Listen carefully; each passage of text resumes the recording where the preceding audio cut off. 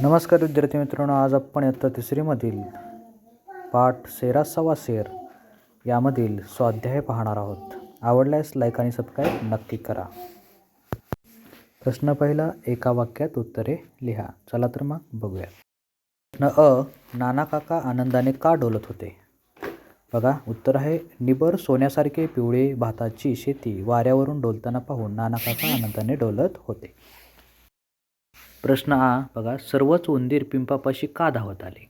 उत्तर बघा, तळलेल्या भज्यांच्या खमंग वासाने सर्वच उंदीर पिंपापाशी धावत आले. प्रश्न ई, झाडाच्या आडोशाला कोण लपून बसले होते? उत्तर बघा, झाडाच्या आडोशाला नाना काका लपून बसले होते.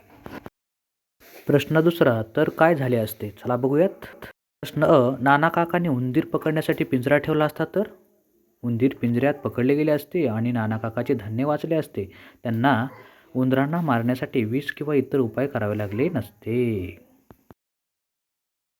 प्रश्न आ, नाना काकाच्या शेतात साप असते तर? साप हे उंदराचे नैसर्गिक शत्रू आहेत. साप शेतात असल्यामुळे त्यांना उंदरांनी खाल्ले असते आणि उंदरांची संख्या आपोआप कमी झाली असती. प्रश्न ई, नाना काकाच्या शेतात उंदीर नसते तर? उंदरांनी नाना काकाचे धान्य खाल्ले नसते, त्यामुळे नाना काकाचे नुकसान झाले नसते आणि त्यांचे धान्य सुरक्षित राहिले असते. प्रश्न ई, नाना काकाच्या शेतात मांजर असते तर? मांजर उंदरांना पकडून मारते. मांजर शेतात असल्यामुळे उंदरांचा त्रास कमी झाला असता आणि नाना काकाचे धान्य सुरक्षित राहिले असते. प्रश्न तिसरा, खालील वाक्यप्रचारांचा वाक्यात उपयोग करा व लिहा. अधीर होणे. सुट्टीत मामाच्या गावी जायचे असल्यामुळे मुले अधीर झाली होती. फस्त करणे.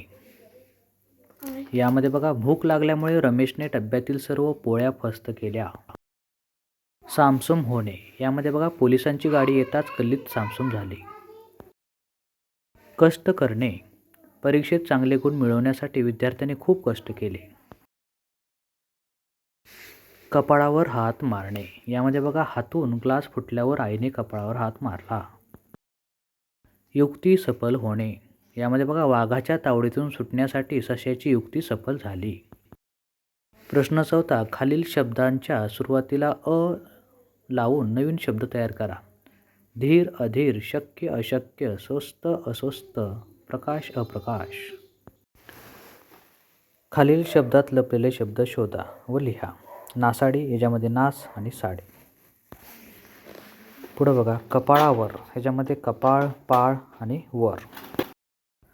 प्रश्न बघा, नाना काकाने उंदीर मारण्याचा प्रयत्न केला पण उंदरांनी भजी फस्त करून उंदीर शहरास सेवाशेर ठरले. तुम्ही वाचलेल्या एखाद्या गोष्टीत कुणी कोणावर सेवाशेर ठरले? तर बघा, यामध्ये शहाणा कावळा. या गोष्टीत कावळा आणि कोल्हा एकमेकावर शहरात सेवाशेर ठरले. कोल्ह्याने कावळ्याला गोड बोलून फसवले आणि कावळ्याच्या तोंडातला भाकरीचा तुकडा मिळवला. कोल्हा शहरास ठरला. त्यानंतर बघा, याच गोष्टीमध्ये दुसऱ्या वेळी कावळ्याने भाकरीचा तुकडा पायाखाली दाबून धरला आणि त्याने कोल्ह्याचे कौतुक ऐकले पण भाकरी दिली नाही. अशा प्रकारे कावळा कोल्ह्यावर शहरास सेवाशेर ठरला. धन्यवाद. आवडल्यास लाईक आणि सबस्क्राईब नक्की करा.